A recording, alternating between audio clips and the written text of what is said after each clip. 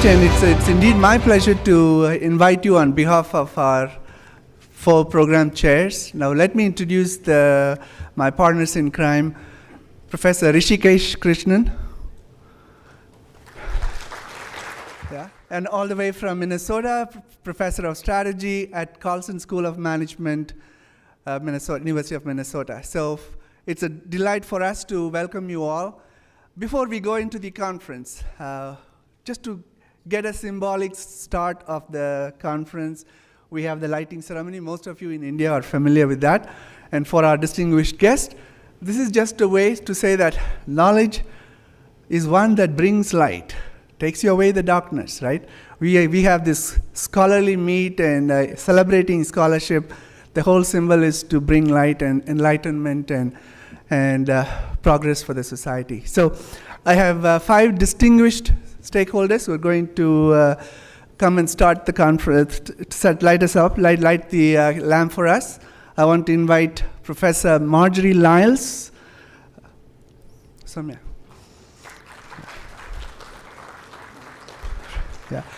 Professor Marjorie Lyles is the Distinguished Professor of Strategic Management and International Business at Indiana University, as well as a Distinguished Scholar and Visiting Professor at Florida International University. She comes to our conference today as the past president of Strategic Management Society, the host of this conference. SMS has about close to 3,100 members across the world, about 80 countries, and that's the organization that we are all part of. And it has been the pleasure of SMS to bring the conference to India, and I'm grateful to Marjorie and the SMS team for hosting us. And we also have, if you remember 2008 conference, we had Professor C.K. Prahalad, who was the inspiration behind the idea. And to continue the legacy, we have Mrs. Prahalad, Mrs. Gayatri Prahalad.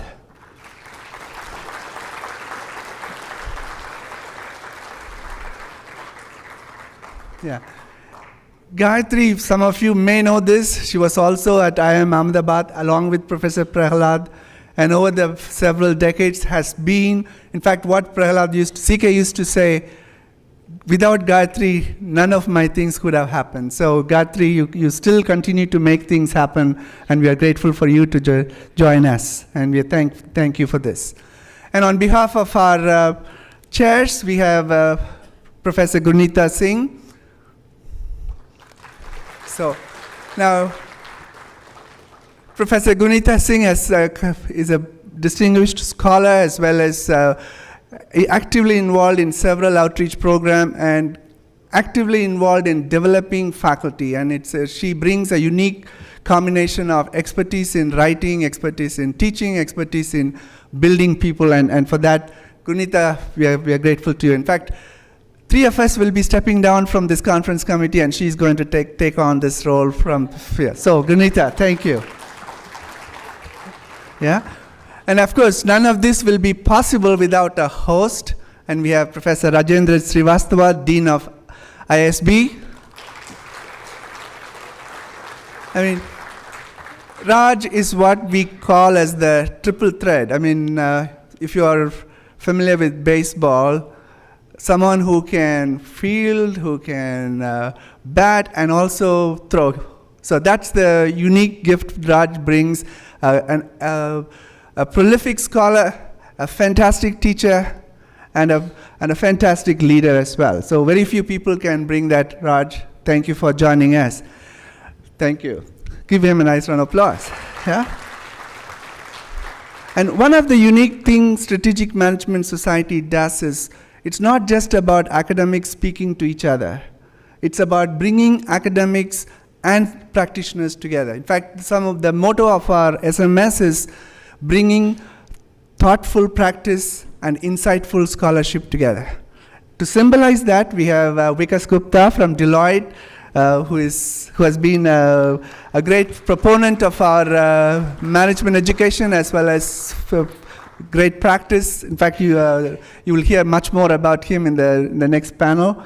Vikas, thank you for joining us, and making this event special. So while they are lighting the candle, I want to invite one of our own PGP student here from ISB, specializing in marketing, Ramya, to lead us in a short invocation.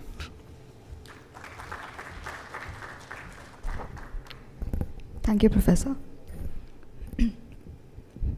Saraswati Vidhiyuvati Saraswati Vidhiyuvati Samrakshatu Mam Shri Saraswati Vidhiyuvati Samrakshatu Mam Shri Saraswati Vidhiyuvati Murali Veena Gana Vinodini Samvedini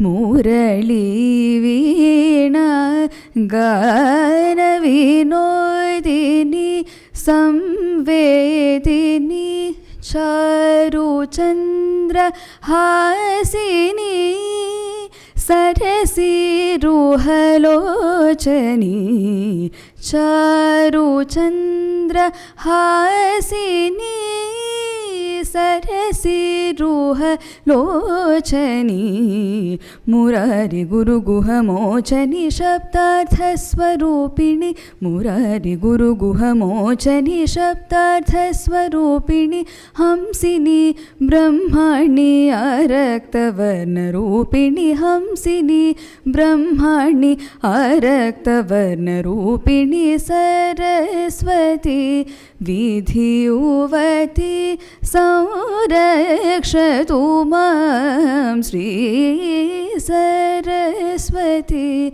Vidhiyuvati.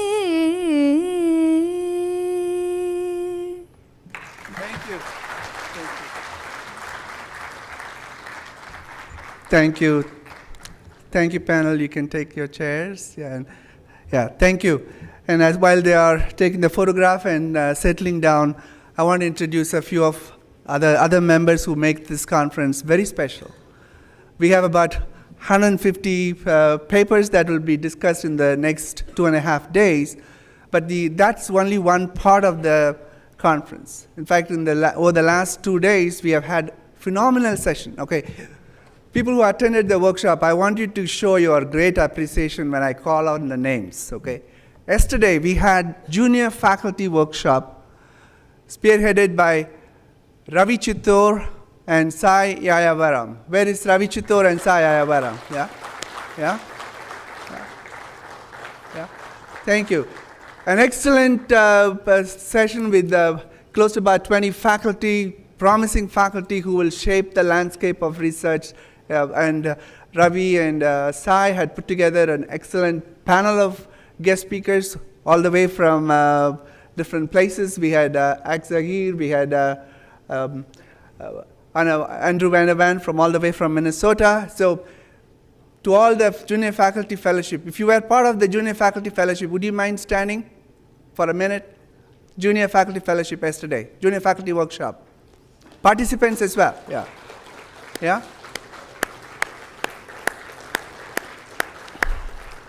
Okay, thank you, you may be seated, okay?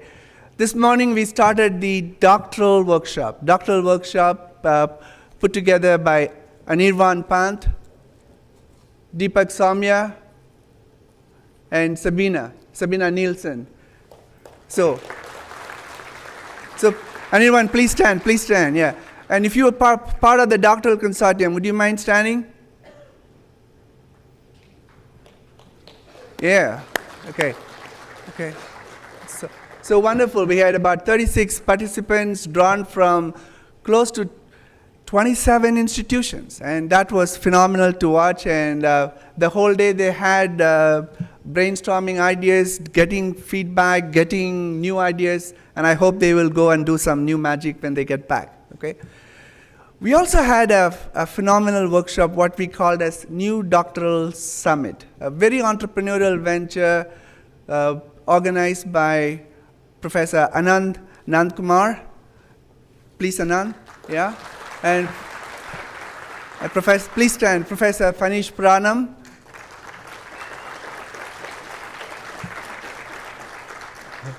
And Professor Prithviraj Chaudhary, yeah. So Anand is from ISB, Panish is coming from INSEAD, and Raj coming from Harvard, and we also had Deepa Mani from ISB put together. If you are part of the new doctoral summit, would you mind standing for a minute? Yeah, please give them a nice round of applause, okay?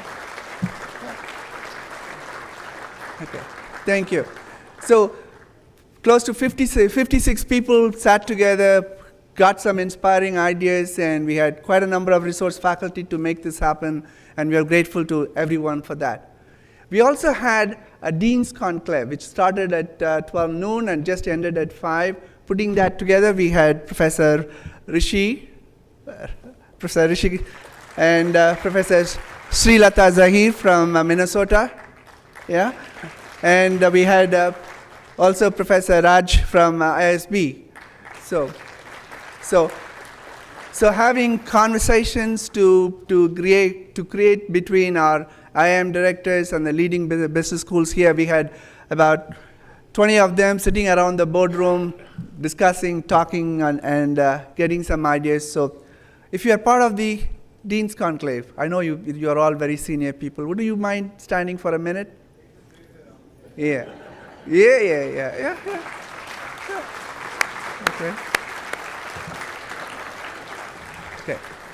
Okay. 10 years back, one of the things that MB Sarkar, he was a close friend of mine, and I think he's a dear friend to many of you sitting here. We were just sitting and said, wouldn't it be nice to have something SMS conference in India? This is 2007. We are sitting in Vienna talking about this over a glass of beer. And they said, yeah, it's nice. And then we just walked up to Rich Bettis, who was the president at the time of SMS. He said, oh, India, we'll do that. So what would you need? I said, we need somebody really a big heavyweight to make this happen. And he said, have you talked to C.K. Prahalad? I said, oh my God, C.K. Prahalad, how do we get that? So finally we reached out to C.K. and he said, oh, that's nice. And then the first question he asked us was, how many people are you expecting? We said, just then the China conference was finished and they had about 100 people. I said, we are expecting we wanted to hedge our bets 80 to 100. And he said, why would you even have a conference? He said, what's the largest size of the ISB? He said, 400. Then you should target 400 and work on it, right?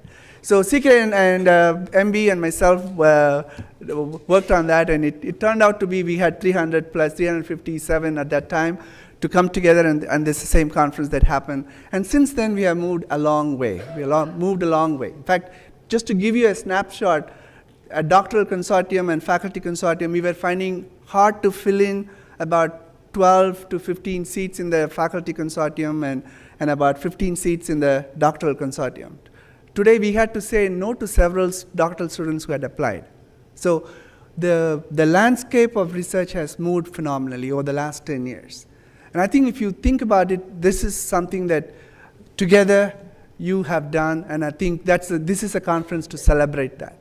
And the number of doctoral students that you have seen, it's not a conference just to come and present a paper. What you have seen is a group of 150 doctoral students and junior faculty who are setting up a new brand of inspired and going on for a good scholarship. And that's the group that you have seen together. Okay? We also did one thing new in this particular conference. We had what we call as Scholar Practitioner Workshop. Right? Consistent with our SMS theme, we wanted to make sure the research and the practice is connected.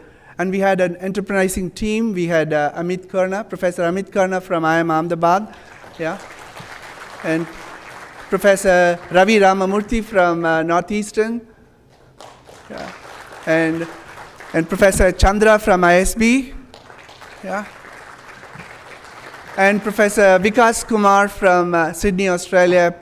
4 of them put together because this is one of a kind, made that happen. Were you part of that? Would you mind standing up? Yeah. Okay. So this was a phenomenal event, and thank you all. So friends, we got a great treat for you. And I hope over the next 2 days, we can deliberate on interesting issues. You will find new partners to work with. You will find inspiring ideas, and you will have great feedback to what you wanted to do. And it is in that note I would like to start the conference, and I want to invite Rishi to start us with the first plenary on the Dean's panel. Rishi, would you? And I would like to invite the panel to come along. We have Professor Zaheer from Minnesota, Professor Elizabeth Crowley from Australia, Sangeet Chowfla, CEO and President of Graduate Management Admissions Council, and Vikas Gupta from Deloitte. And Raj Srivastava from ISP, the man, yeah. So let's give them a nice round of applause as they take the seats. Yeah. Raj, you take it up.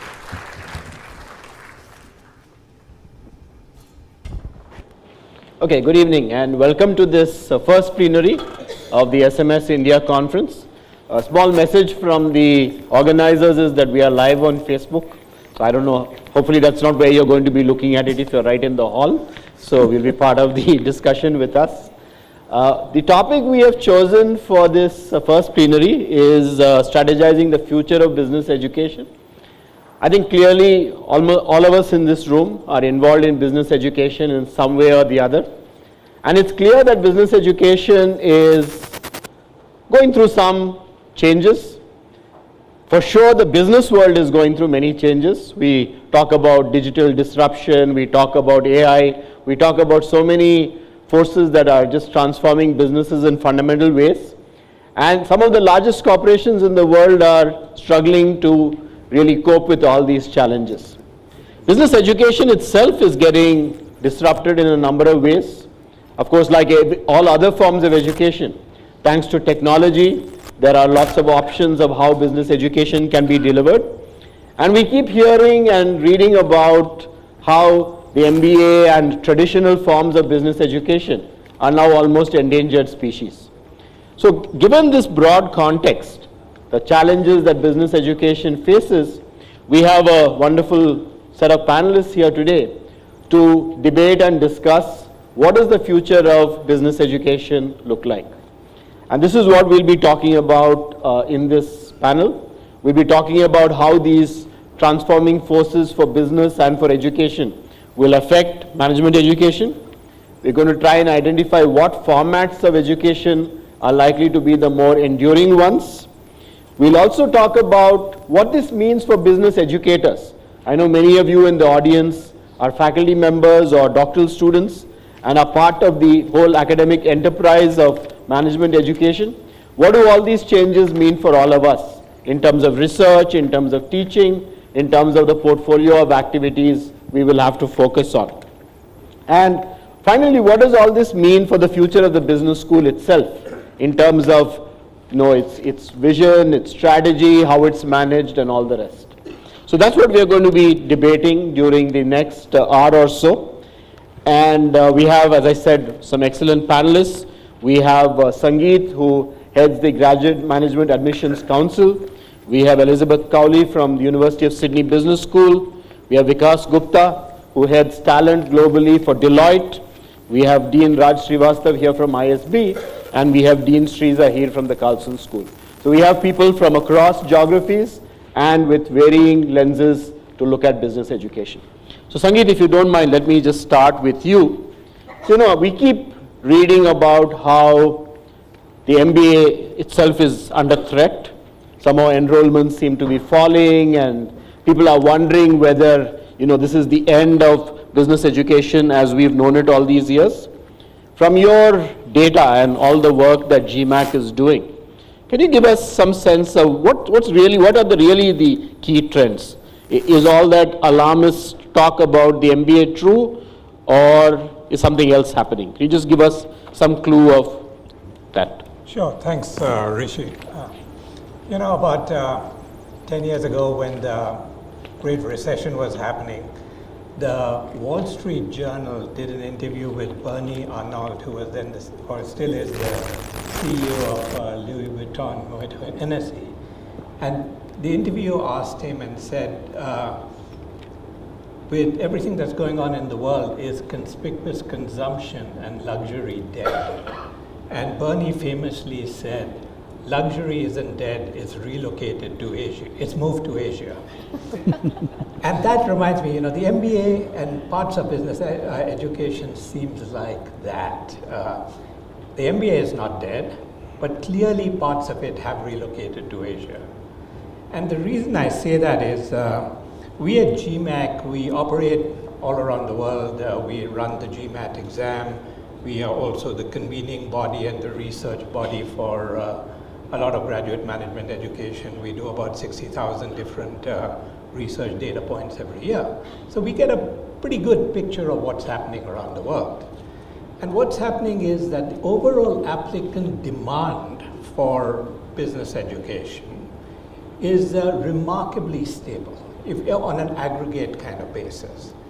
And employer demand for the products of business schools also is very high. Actually, 92% of employers in our last survey around the world said they wanted to hire people with graduate business degrees. What we are seeing, though, is a geographical shift. In the United States particularly, first of all, the United States, as you know, is operating in a better than full employment stage. And all graduate education tends to be counter-cyclical. At times of high employment or low unemployment, good, strong economies, the opportunity costs of leaving your job and going back to school is very high. So you see domestic pressure.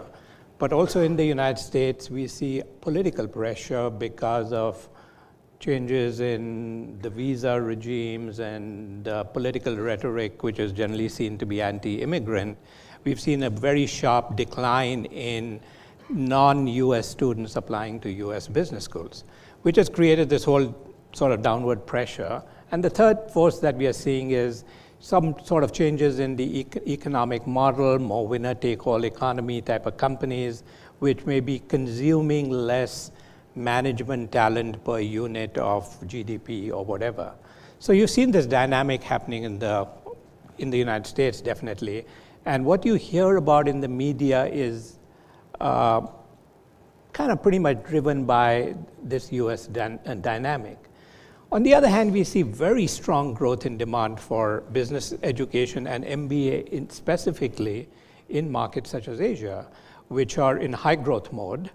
You have corporations in high growth mode.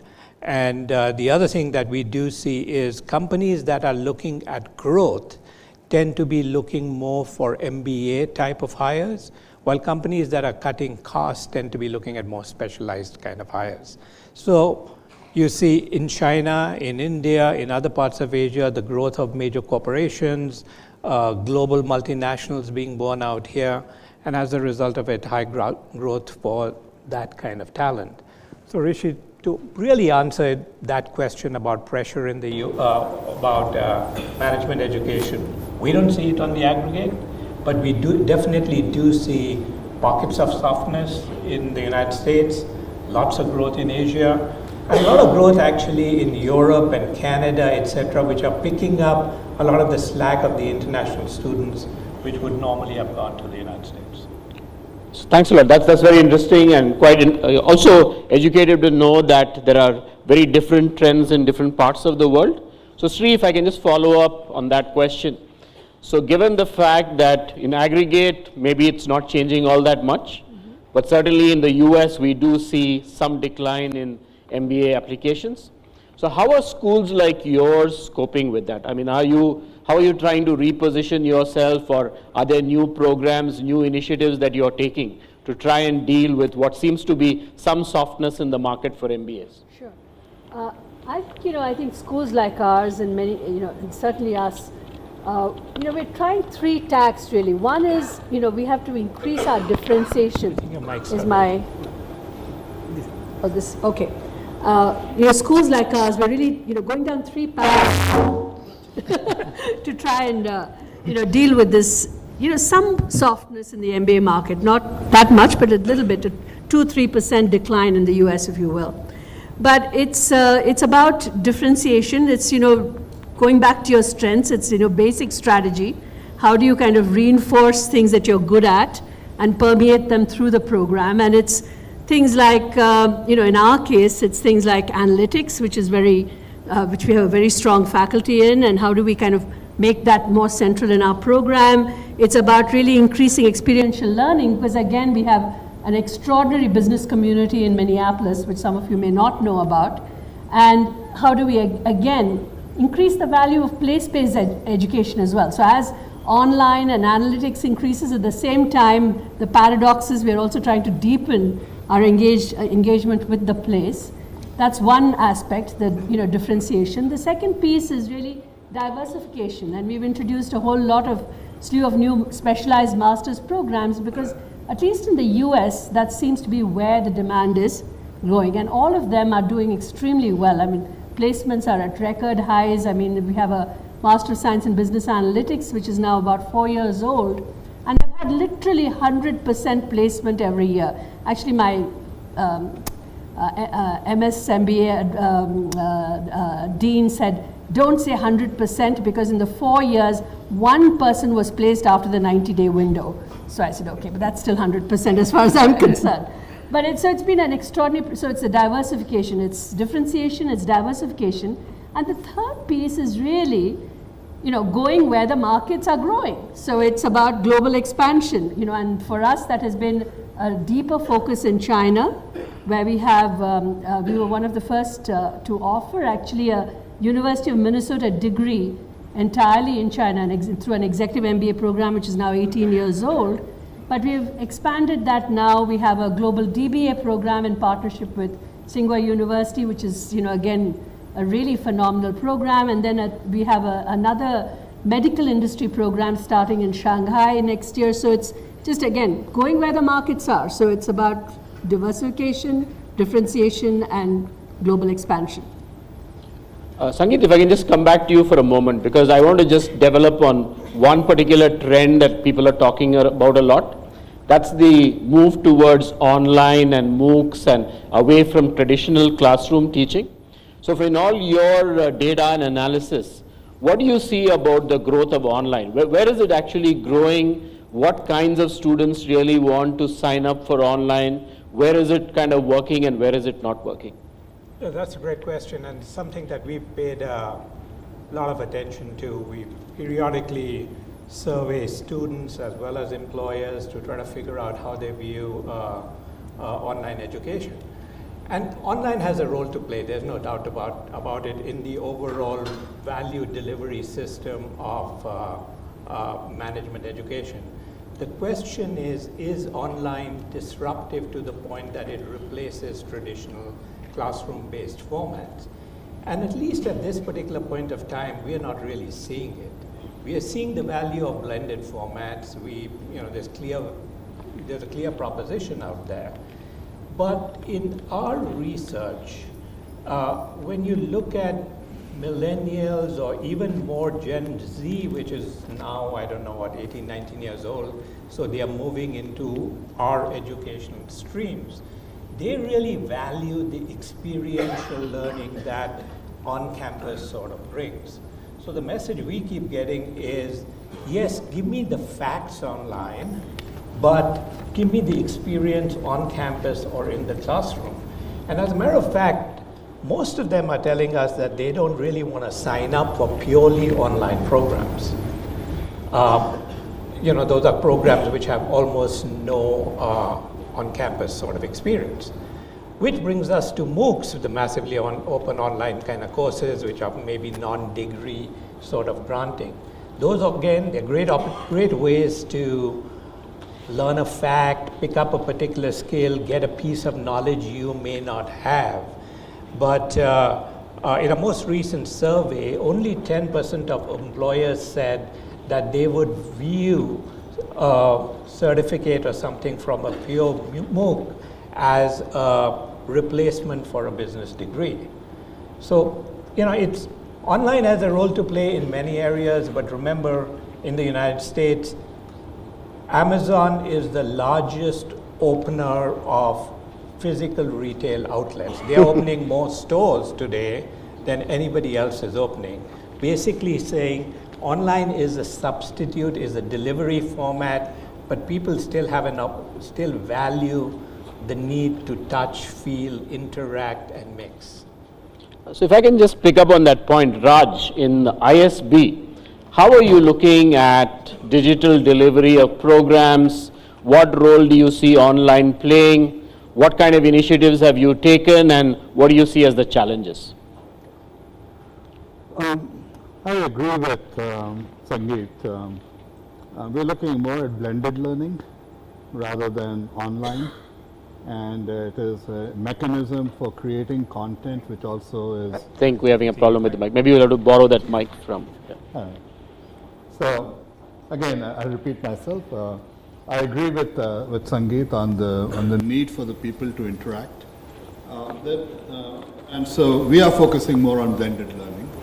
And the idea is that particularly in the modular programs, this is for people who are more senior, 10 years, 15, 16 years of experience, the amount of time we can get from senior managers is actually being squeezed.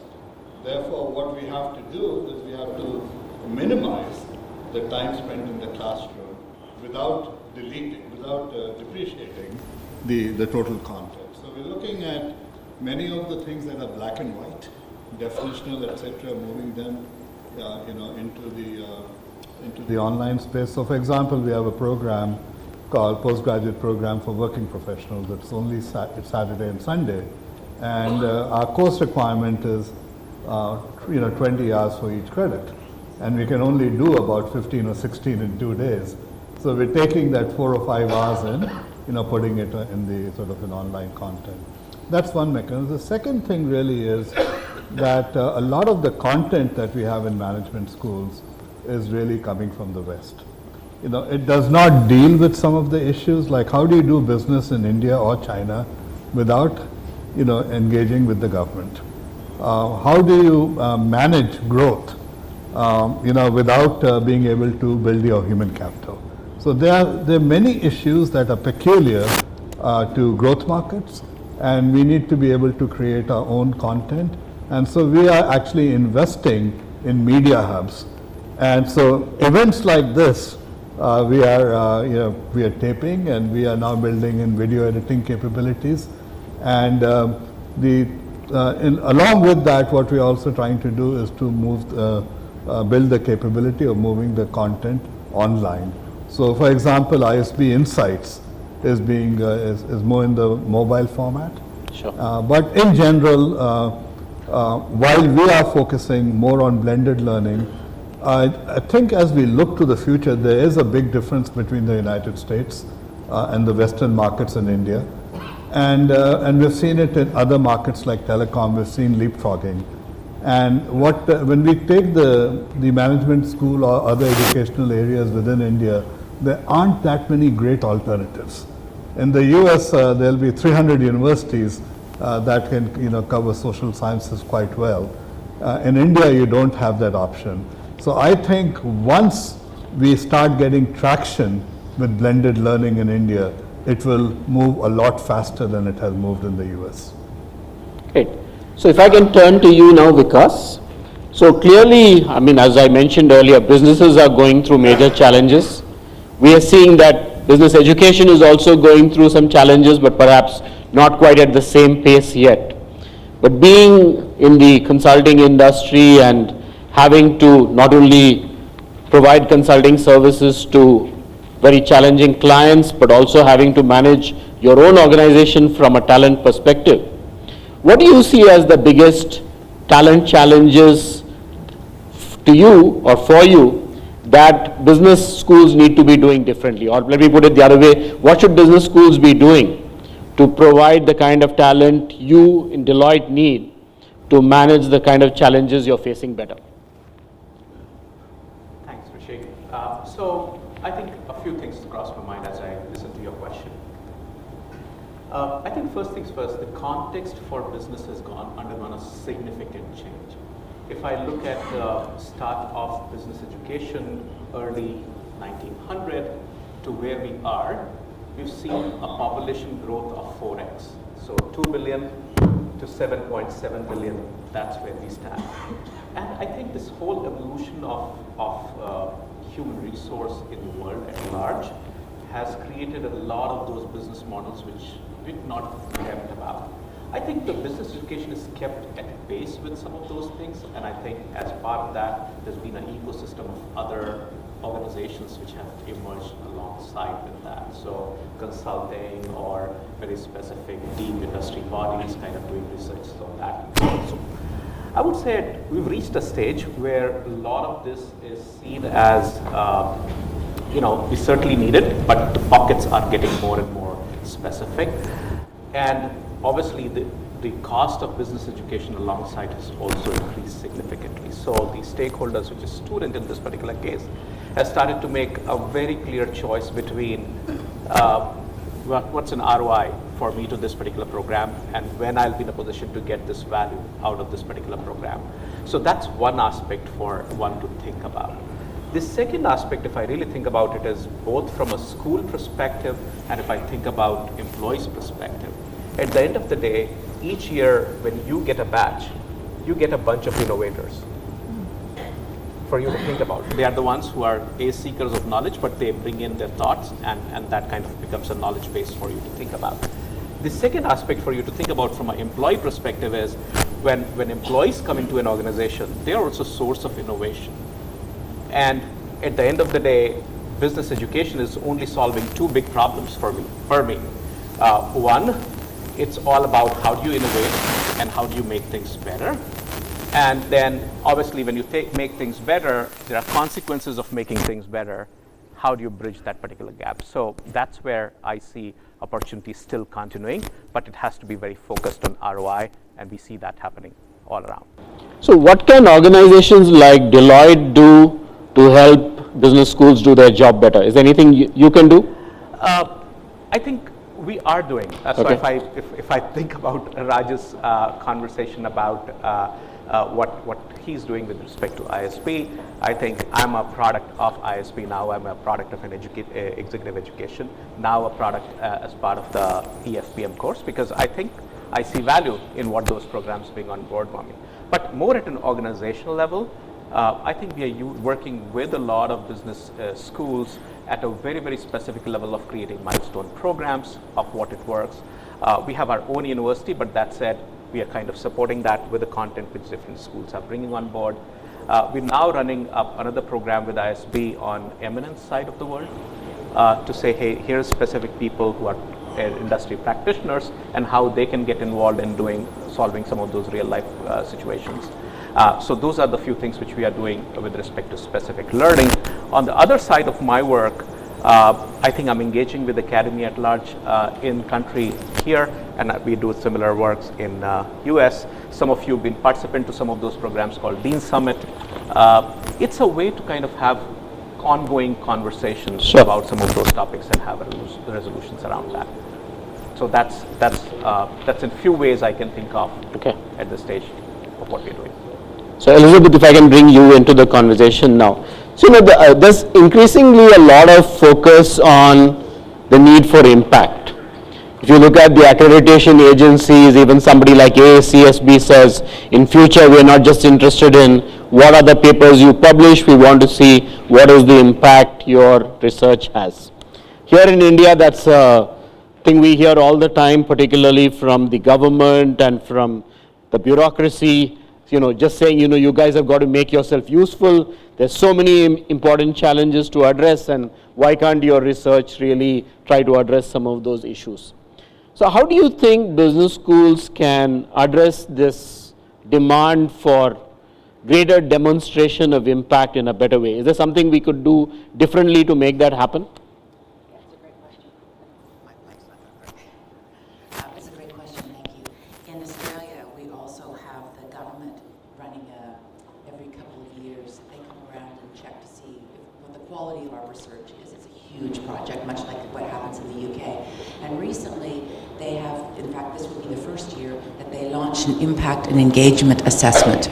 So not only do we have to come up with real constructive narratives, but they'll actually test it every few years to make sure that we're living up to what we're promising.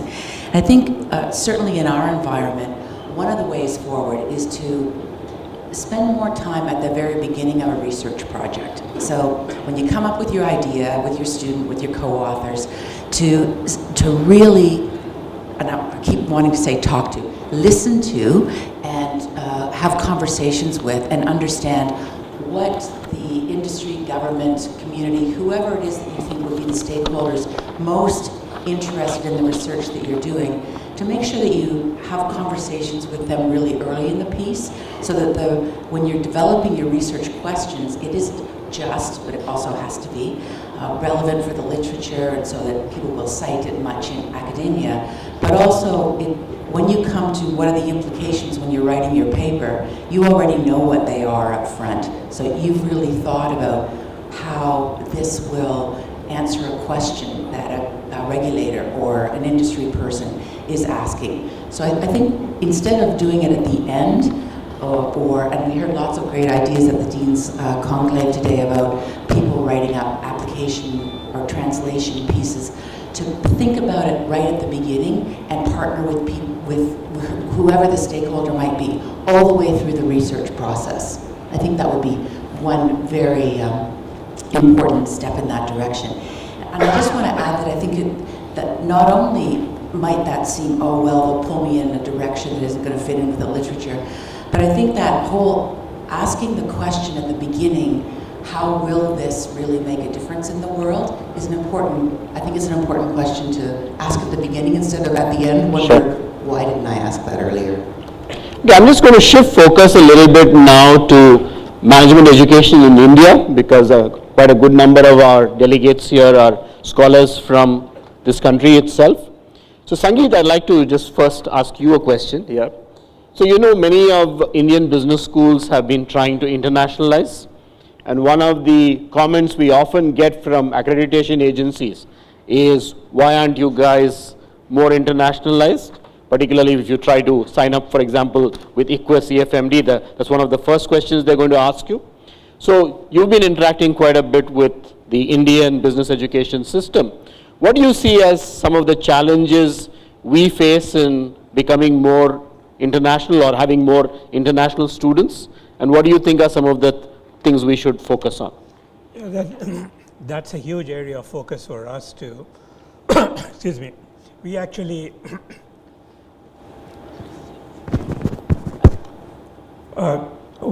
run a Study in India campaign jointly with 9 different business schools. ISV is one of them, where we market India as a study destination in 26 different countries. But it's admittedly been a little bit of an uphill battle right now. It's early days. We've only been doing it for 2 years, and it takes a while. First of all, you get into India as a destination, and we can't deny that we have challenges around infrastructure, pollution, the narrative around crime and stuff like that, which sort of is a strike against India as a destination. But more specifically for business schools, we've got a couple of things that we need to work on. One is foreign students who come here, when they go back to their home countries, do we have effective job placement programs for them? And most of us out here don't really have international job placement activities. I actually think that we have a huge opportunity if we start focusing first on Indian multinationals which are growing abroad. And I would focus around students from the Indian Ocean Rim. To them, India is an aspirational destination. Indian business is an aspirational destination. And Indian companies are very active out there. So if business schools could partner with, a Mahindra or a Bharti or a Tata, who are actually operating in countries in the Middle East, in Africa, Central Asia, Southeast Asia, who want talent and actually provide sort of recruitment opportunities at the same point of time, that will go a long way. The other thing that we need to do, I think, and I hear this a lot outside of India, is that the student population doesn't understand our system effectively, and we tend to be a little bit out of the norms in terms of what we call a master's program, an MBA program, we have PGDMs, etc., which are not well understood. And remember, for students, the degree is a lifelong investment. It's not, when you go to business school and you say, I have an MBA from someplace, it's not only going to get you your first job, it's going to get you your second job, your third job, and your fourth job, hopefully. And the value of that degree and the recognition of the degree is not only the institution, but it's also what that degree is. So to the point that we are not standardized, I think that kind of gets in the way. I'm hopeful that with the IIM bill, the autonomy that's been granted, the moves being made by AICTE, institutions of eminence, etc., that the regulatory load that Indian institutions have will lessen, and as a result there's an opportunity also when we're working through accreditation, etc., that we will join the global family, not just in quality and content, because we are clearly also there, but those of us who are marketeers also understand that it's not enough to have a great product. It's also important to position that product effectively, and I think there's a little bit of work that needs to be done there. So Raj, you have been an educator and administrator across different continents, many countries, and now of course you've been here in India for the last few years. So can you tell us something about what you think are the special or distinctive characteristics of a market like India that might require us to look at management education a little differently? And based on that, what are the kind of changes we need to make in management education here in India? So there's a considerable difference. One of the things that we have in India is we go into postgraduate programs right after the undergraduate. Sure. That is typically the case. And so, what that means is that the content for people with no experience and how they're placed is going to be different. Nobody is going to hire a general manager with no experience. So, we need more functional courses, if you will. Sure. More skills related initially courses, and then the evolution towards post-experience programs is, I think, coming on rapidly. Is being driven by the corporate sector, which needs that. So that's one element. We need to look at that. The second thing I've already mentioned before, the content needs to accommodate what is taking place in this part of the world.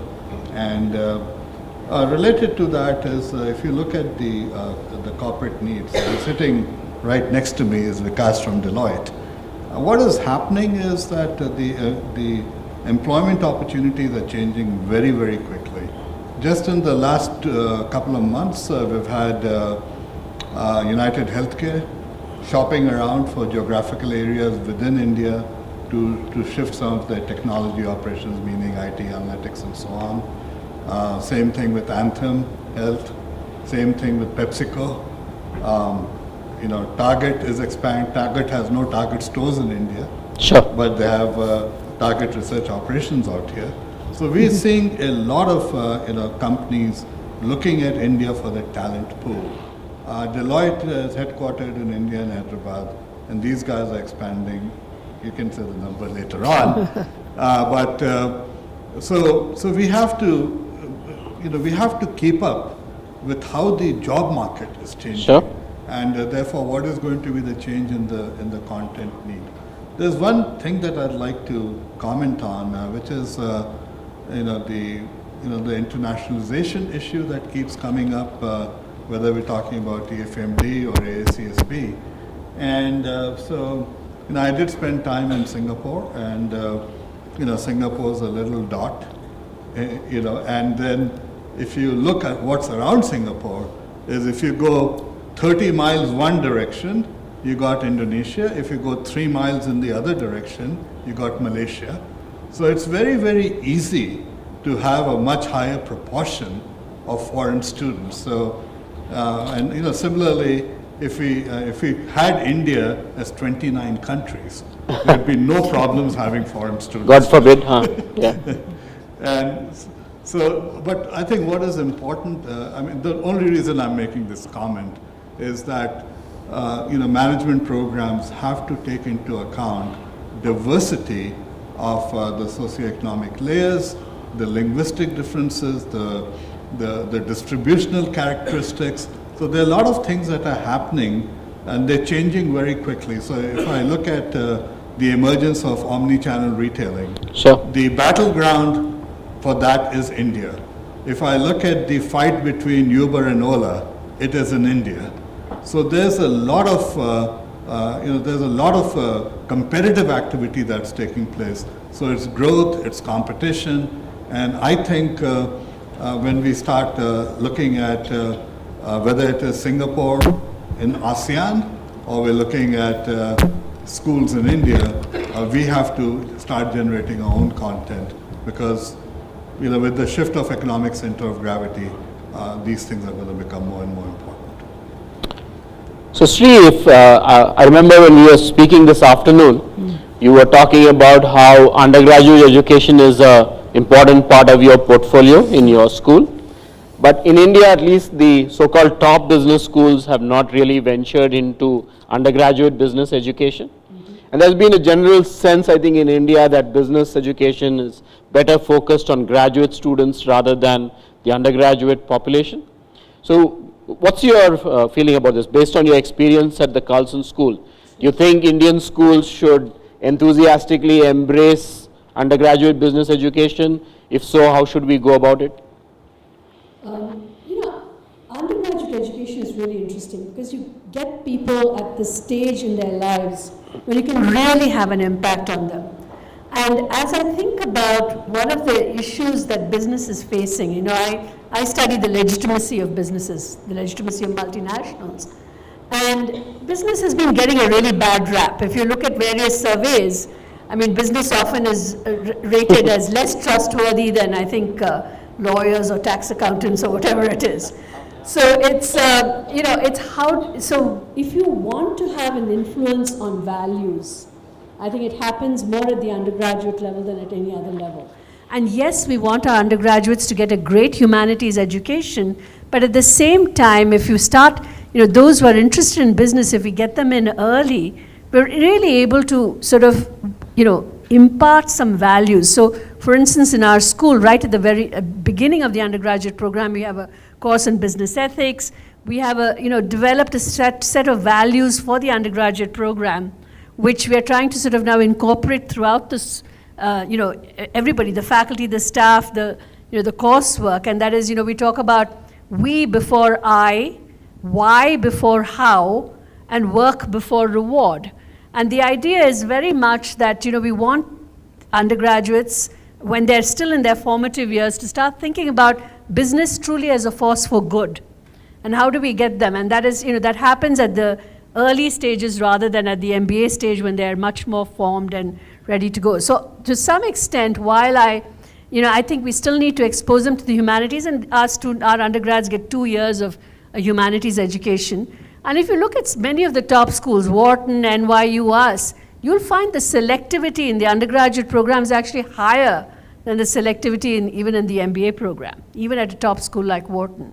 And so, and we look at, there was a recent article by Poets and Quants where he says, where John Burns says, all the action in the US in business education is actually at the undergraduate level and not at the MBA level. And that's actually, frankly, very true for us. I mean, we get, about 10 times as many applications for our undergraduate program as we do for our MBA program. So it's a very different sort of level of selectivity and the kinds of students that we get.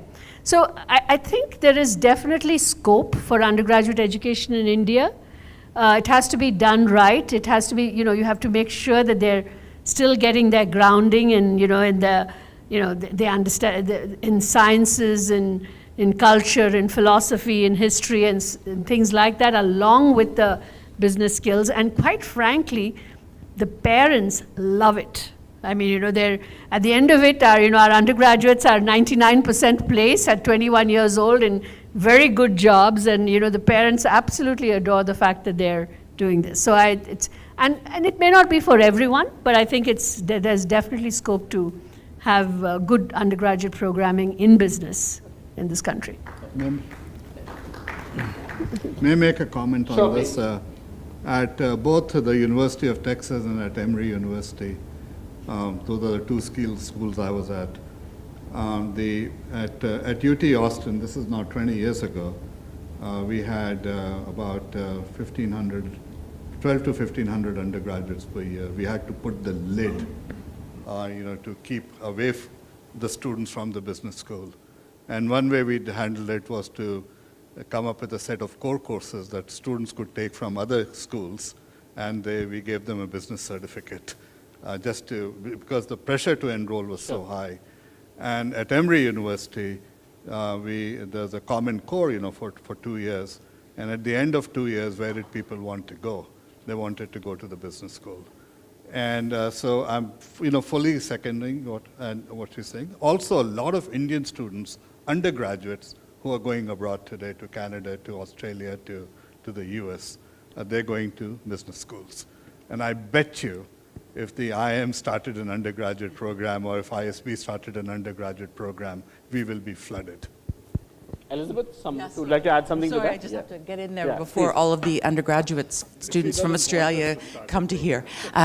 No, I wanted, before that last comment, to third that, in that in Australia, high school students write a bunch of exams at the end of their high school, and they get a mark based out of what percentage, how did they rate in terms of the state. And you can, I would say most of the people who work at the business school probably wouldn't have got the marks that the undergraduate students get to come in there. They can either take law or business. So it's 95, 96 is the average, the percentage. So they're really smart people. And I guess I also did want to say that the very same is true in Canada, and we have a huge undergraduate program. It's extremely popular. It is the thing that most students want to enter into. But maybe you shouldn't really get into the undergraduate market. We don't need the extra competition. Just kidding. Rishi, if I can add please, a little bit more from a general demand perspective and what's happening back in industry for us to think about. So the 3 industrial revolutions we've seen prior were primarily focused on task-based. And if you really think about it, the most of the education which was kind of created, or the way the business schools got created, were more focused on disciplines. I think this new age which we are dealing with, which is kind of led by technology in a significant way, is more focused on human characteristics. Okay. And we believe that the reason why it's kind of transitioning out there is because that's what is getting converted into technology. Mm-hmm. So if you start to relate back to how you kind of help students understand those aspects of human characteristics at a business education level, then all the comments which I've heard would make a lot of sense for a business, and I'm sure would be a huge demand for it. Models of it, I'm not the expert right now to say that, but certainly I see a need emerging. Okay, sure, yeah. So you might as well jump in as well. Yeah. Just picking up on Vikas's point, Sri and I are on, Sri is on the GMAC board, and Bill Boulding, who's the dean at Duke University, is also on our board. And he and I have been doing some media tours together, and he talks about that there's 3 different characteristics that we need to think about, and this has a bearing on what Sri also talked about. There's the IQ, if you will, or the intellectual capabilities of people. There's the emotional capabilities, the EQ, if you will, the ability to work with people, the ability to build teams, the ability to communicate effectively. But there's a third component, which is also in the last couple of points, what we've been calling DQ, the decency quotient, the leadership with the right attitude, not necessarily driven by very narrow, self-serving sort of characteristics, if you will. And if you get all 3 of those together in balance, in the undergraduate or the graduate education, then we create the kind of leaders and people that I think Vikas is looking for. Yeah, for a moment I thought you were going to say DQ is digital quotient, so I'm glad you didn't go down that one. Well, that too. Maybe there's that element too. Yeah. Great, so I think we've heard quite a few interesting perspectives from the panelists. I'd like to throw it open to the audience. If you'd like to address a question to any one of the panelists, we have about 10-15 minutes for that. And please keep your question short, and if there's a particular panelist you would like to address it to, please mention his or her name. Thank you. So my question is related to not how we deliver, but what we deliver. I mean, how we deliver is more tactical. Blending in ISB, we have more than dozen blended formats. But what do we deliver? I mean, I compare it with the technology education, where we have full stack courses. The CEOs of today are not same compared to CEOs of 10 years ago. Now CEOs are today architects. They think in terms of algorithms. They draw architectures.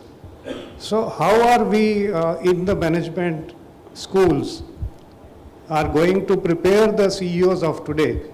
And remember, 6 companies, top companies in the world, are all technology companies by way of market capitalization.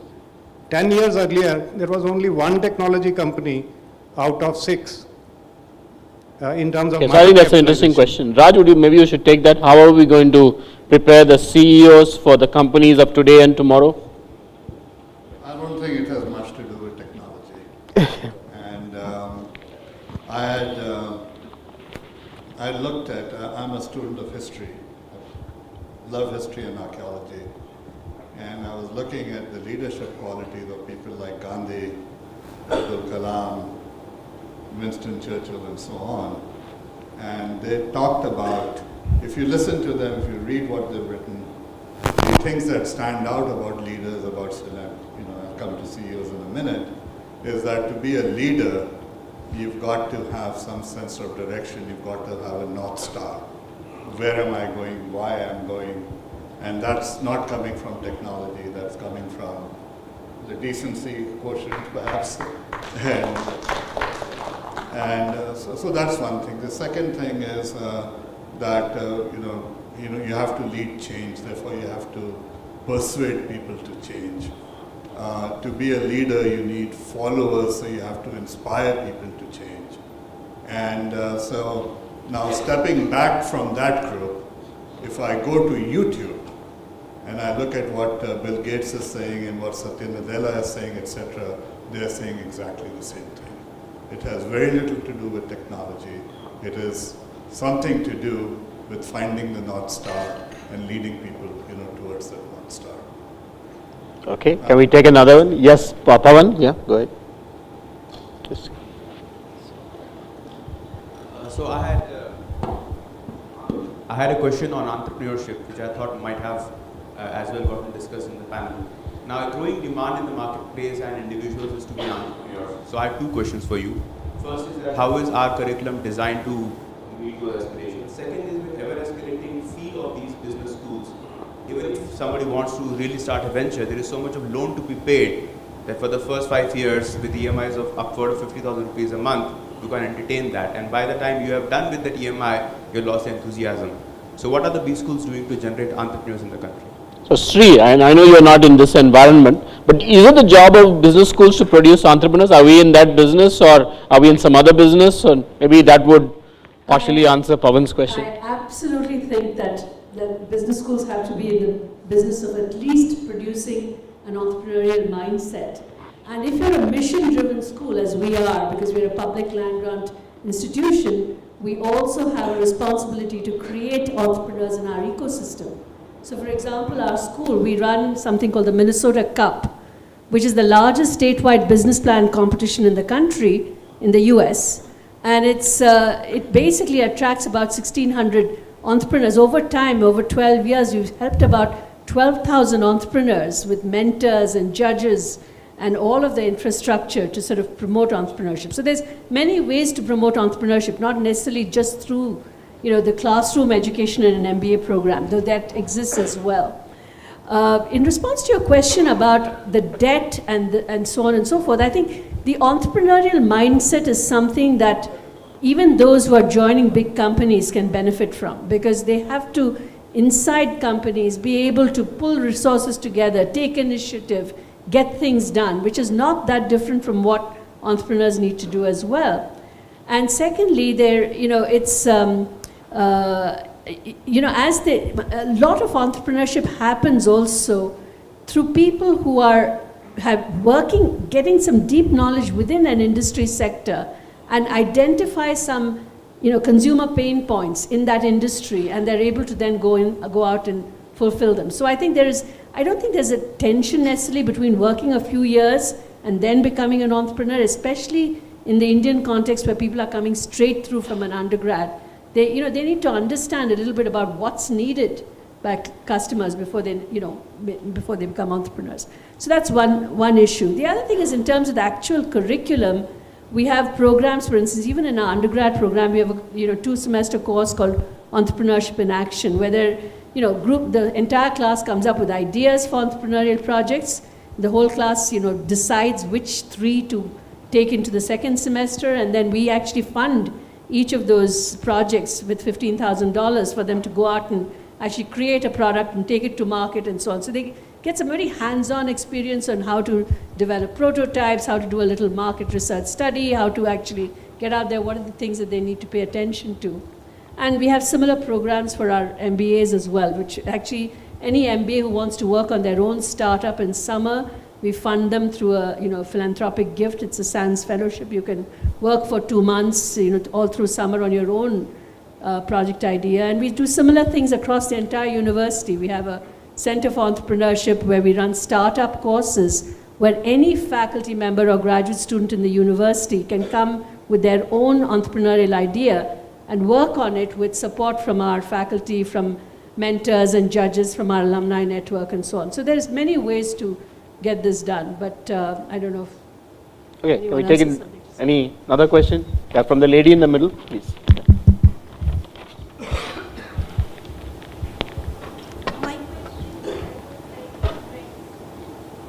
I would like to address my question to Professor Rishikesha and Professor Rajendra because it's related to India.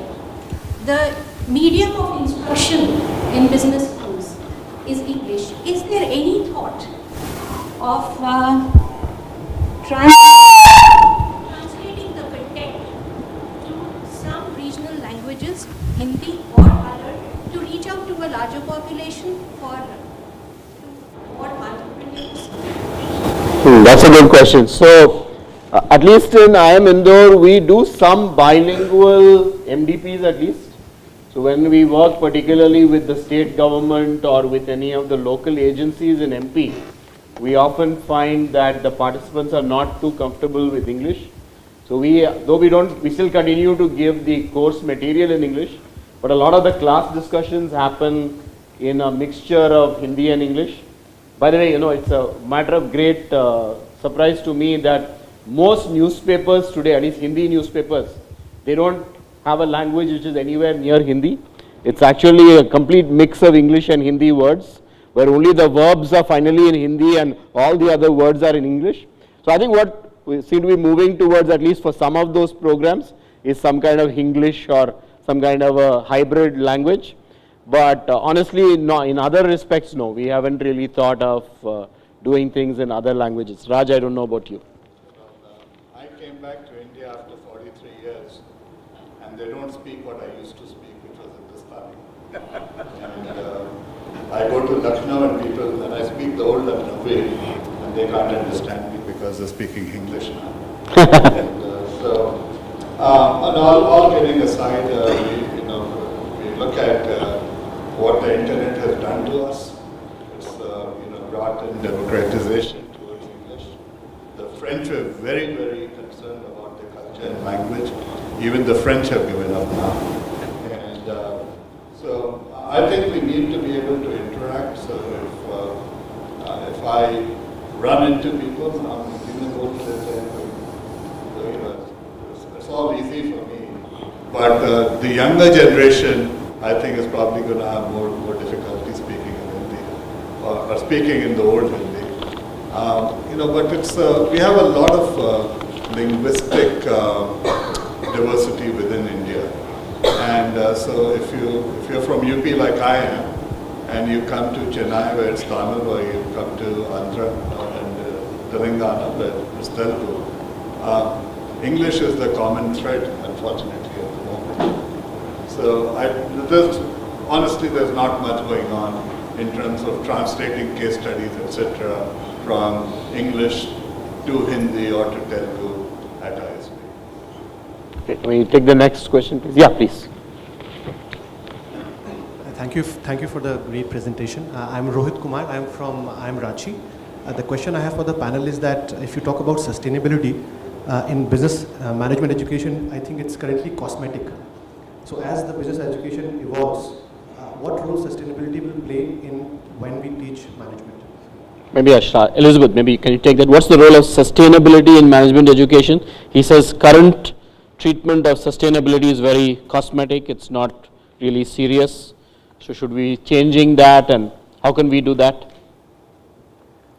So at our business school, actually, there is a lot of work done on sustainability, and it is around looking at, so I guess it depends on what kind of sustainability you're talking about. Is it through disruptive or disruptions? So there's that kind of sustainability where there's a lot of work done around being proactive and reactive to disruption, and always questioning the status quo, and always thinking, and as people heard me earlier, almost a bit worried about business school research as being something that's disruptible. And it may never be, but at least it's always worth thinking about that. Or did you mean sustainability from a climate change perspective? So we do have a little bit in that space, but probably not nearly enough. And I think it's because we're more concerned with not so much a particular problem, but trying to help people pick up all the skills that will allow them to deal with whatever the issues are, as opposed to just choosing one, right or wrong. I think that would be the approach that we've taken. I don't know whether there's... Yeah, so we do something about it now. I mean, I don't know how serious is always a question, but we do have a compulsory sustainability workshop course now, at least in our MBA program. I know more institutes are actually moving in that direction. The only challenge is that, it shouldn't start appearing somewhat like the ethics course, which is, looks like it's been sort of force fit into the curriculum, doesn't seem to always integrate well with the other courses. So ideally, sustainability should cut across the different disciplines, but I mean, I'll grant you that's not happening very fast. Maybe we'll take one or two last questions. Yes, person here. Yeah, please, you just, yeah. I think our students will force the change, even if we don't, because we keep looking at student motivations every year. And, 6, 7, 8 years ago, at the top of the ladder was, I want to go to business school, it's for my career, it's to make more money, all those.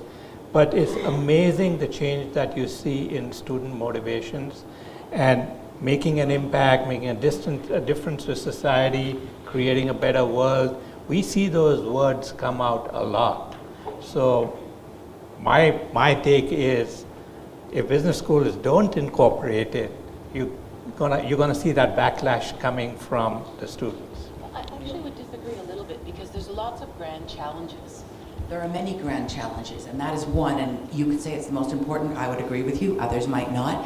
So I think it's about being prepared to look at the grand challenges and keep all of that in mind. There's major changes in demographics. There's all kinds of things to think about. So focusing on one, but Raj. There's a lot going on with the younger people, the entrepreneurs. We have the Shakti Foundation funding startups in clean energy. We have a lot of social entrepreneurship that is going on, that is looking at the bottom of the pyramid issues. And so a lot of, so when you think of sustainability, it is what we do with it and not what we just talk about it. And I think the younger generation is far more in tune with actually doing something. Okay, so I think we'll take the last question from the gentleman here. Yeah. Okay, well, thank you for that privilege. I'm Pavan Gandok from ISB. My question is actually mainly aimed at you, Rishi, and perhaps Raj. Just building on the previous discussion in the panel about the potential for undergraduate education amongst B schools, I was just wondering if you care to share some thoughts about potential business models as to how some of the leading IIMs or even an ISB might be able to do this, given the regulatory issues, and also given that most of the leading B schools in the country seem to be incredibly land rich, but then relatively limited resources on the other sorts of capital, financial and human capital to embark on the undergraduate journey. So if any thoughts about how you might actually take that opportunity, and specifically if a sort of a JV or an alliance model with some of the leading international universities may be a practical step forward. And I'm sure you heard what both Sri and Elizabeth and others were saying. So if you look at undergraduate business education in the US, it has two parts to it. It has the first 2 years, which are largely building the foundations, which cut across disciplines. And when you're part of a larger university where you can actually have that environment around you, where you have other departments offering all those courses, much easier to do an undergraduate program.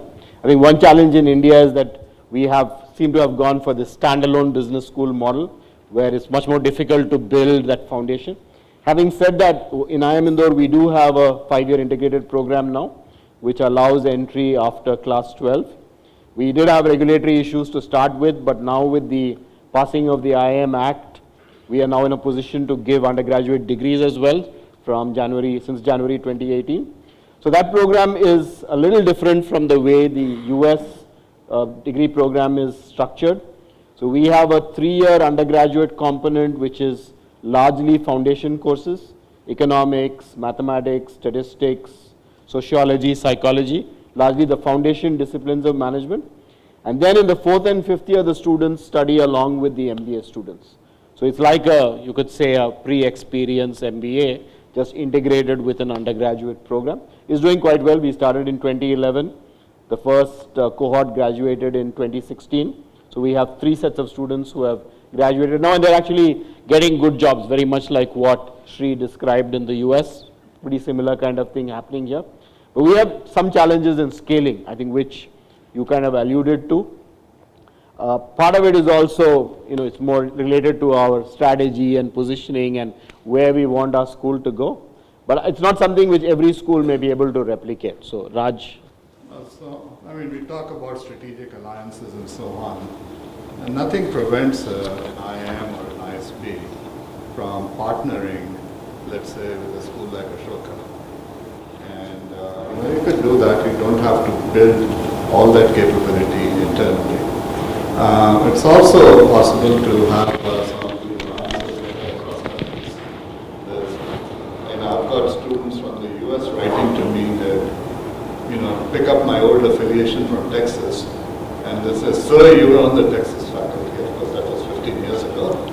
And can you help me find an internship in Bangalore? And so I think there's nothing that we have Shigwa partnering with INSEAD, etc. There's nothing that stops a school in India from partnering with a school in a different discipline. In the US, you just have to be creative enough and think about it. If I may make one announcement on behalf of Guru, and so we have dinner tonight, and tomorrow night, dinner tonight is at the Miracle, right? And tomorrow night we have dinner at something called the Taramati Baradari, and that is located on a hill in Golconda Fort. For those of you who may not be aware of the history, Golconda is where the Kohinoor diamond came from. And so it's a very, the fort goes back to 1400, I think. Started somewhere in 1400. It's a historical site. And I'm saying all this because I love history. But it'll be a wonderful event, so please don't forget about tomorrow night. So Taramati is no ordinary place. And it's at the top of the hill. And we look forward to having you there. And back, sorry. No problem, that's fine. Just add one. Yeah, sure, Vikas. Yeah. One element to it. So talking about the models which are emerging, So Deloitte does a lot of work in the space of higher education, and our latest study, which is in collaboration with Georgia Tech, 21st century universities with Georgia Tech, describes universities emerging as 5 types of universities. What Raj said, sharing is one kind of a university. The second kind of a university, which is the study is talking about, is entrepreneurial. So how you can breed that entrepreneurism there.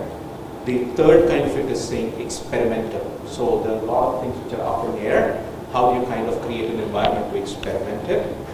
Then the fourth one, which is an interesting one, which is all aligned to business environment, is all about subscription.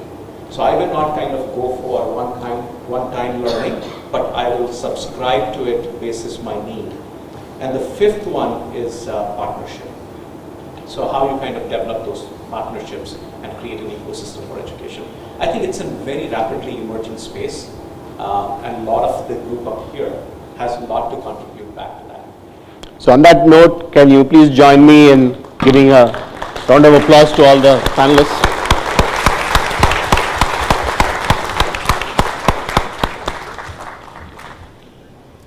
Thank you very much for such an insightful discussion. I'd now like to invite Professor Saugata Ray to present the panelists with mementos. Professor Saugata Ray is a part of the Strategic Management Group at IIM Calcutta. He was also one of the 4 program chairs for this conference.